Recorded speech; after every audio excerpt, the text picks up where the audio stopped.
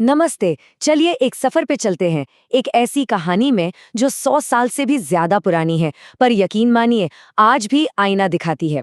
ये है चंद्रधर शर्मा गुलेरी की कहानी घंटाघर। आइए इसकी गहराइयों में उतरते हैं। तो शुरू करते हैं एक बहुत ही बेसिक सवाल से। कभी सोचा है क्या होता है जब किसी काम के पीछे का असली मकसद, उसकी वजह ही मर जाती है और पीछे बच जाती हैं सिर्फ खोखली रस्में, खोखले रिवाज। ये कहानी इसी सवाल का जवाब ढूंढने की कोशिश करती है।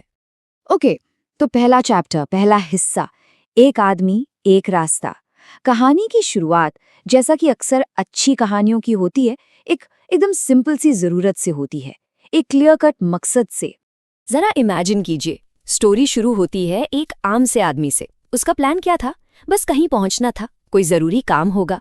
तो उसने क्या किया? जमीन पे चल चल कर अपने लिए एक रास्ता बना लिया, एक कच्ची पगडंडी। सिंपल, पर्पस एकदम क्रिस्टल क्लियर था, बस अपनी मंजिल तक पहुंचना है, दैट्स इट। और फिर देखते ही देखते वो सिंपल सा रास्ता इवॉल्व होने लगा। पहले वो एक छोटी सी पगडंडी थी, फिर जब और लोग उसे यूज करने लगे तो थोड़ी चौड़ी हो गई, एक रास्ता बन गया। और टाइम के साथ वही रास्ता एक पक्का हाईवे बन गया। लेकिन और यही कहानी का सबसे बड़ा मोड़ है, लोग असल वजह ही भूल गए कि भाई उस मंजिल तक जाना ही क्यों था। अब मकसद बदल चुका था, बस पहुंचना है। क्यों पता नहीं, बस पहुंचना है। और इसी बदलाव के साथ हम स्टोरी के दूसरे पार्ट में एंटर करते हैं, रास्ते से मंदिर तक। अब यहाँ से वो जो एक सिंपल सी जगह थी ना, वो धीरे धीरे एक पूरा इंस्टीट्यूशन बनने लगती है, एक सिस्टम। सोचो, वो जगह जो कभी बस एक डेस्टिनेशन थी, अब वो एक पूजा स्थान बन गई, एक होली प्लेस। लोग ये तो भूल ही गए कि वो वहां क्यों जाते थे, अब बस इतना याद था कि कहाँ जाना है। मतलब the why was forgotten, only the where mattered. वजह मर गई, सिर्फ जगह जिंदा रह गई। और देखो, जब भी कोई चीज या जगह इतनी इंपॉर्टेंट हो जाती है तो क्या होता है, उस पर कंट्रोल शुरू हो जाता है। हमेशा यही होता है। पहले कन्वीनियंस के नाम पर, सुविधा के नाम पर एक दीवार खींच दी गई, फिर किसी ने सोचा चलो एक छत भी डाल देते हैं। धीरे धीरे वहां एक शानदार बिल्डिंग बन गई, ऊपर सोने का कलश भी लग गया। और इस सब के बीच आम आदमी के लिए अंदर जाना ऑलमोस्ट इम्पॉसिबल हो गया। एक स्पेशल इनर सर्कल बन गया था। तो फाइनल चेंज क्या हुआ? रिजल्ट क्या निकला? पहले सफर का मकसद मायने रखता था, द जर्नी मैटर्ड। और अब बस उस बिल्डिंग की बाहरी दीवार को छू लेना वही सबसे बड़ा पुण्य का काम बन गया। अंदर जाने का हक तो वो तो बस कुछ खास लोगों के लिए रिजर्व हो गया। Okay, so let's move on. Story का तीसरा हिस्सा है घंटाघर और नए नियम। और अब सीन में एंट्री होती है कहानी के सबसे स्ट्रेंज और शायद सबसे इम्पोर्टेंट कैरेक्टर की, the Ghantaghar, the clock tower. तो जो लोग वहां आते थे उनकी हेल्प करने के लिए एक बड़ा सा शानदार सा घंटाघर बनवाया गया। और शुरुआत में इसका आइडिया बुरा नहीं था। इसकी घंटी की आवाज लोगों को आराम देती थी, उन्हें सही टाइम बताती थी। एक अच्छे इंटेंशन से शुरू हुआ काम था ये। लेकिन जैसा कि होता है, जल्द ही इस घंटाघर के अराउंड अजीबोगरीब नियम बनने लगे। It became absurd. अब बहस इस बात पर होने लगी कि नॉर्थ वाली दीवार को टच करना है या साउथ वाली को। फिर एक नया नियम आया कि अंदर जाने की जरूरत ही क्या है, बस घंटे की आवाज सुन लो, मोक्ष मिल जाएगा। सीरियसली, यहाँ तक कि रास्ते में किस पैर पर खड़े होना है और छींकने का, हाँ छींकने तक का एक पूरा रिचुअल बना दिया गया। मतलब अजीबपन की हद पार हो गई थी। और अब आती है कहानी में एक रियल कॉन्फ्लिक्ट, हमारा चौथा हिस्सा, वक्त से पीछे छूटा। और आयरनी देखिए, जो चीज, जो सिंबल वक्त बताने के लिए बनाया गया था, अब वो खुद टाइम से पीछे हो गया। तो हुआ ये कि वक्त गुजरता गया, घंटाघर पुराना हो गया, स्लो हो गया। वो सूरज से यानी कि असली वक्त से पीछे रहने लगा। जो चीज वक्त की सबसे बड़ी अथॉरिटी मानी जाती थी, अब वही गलत वक्त बता रही थी।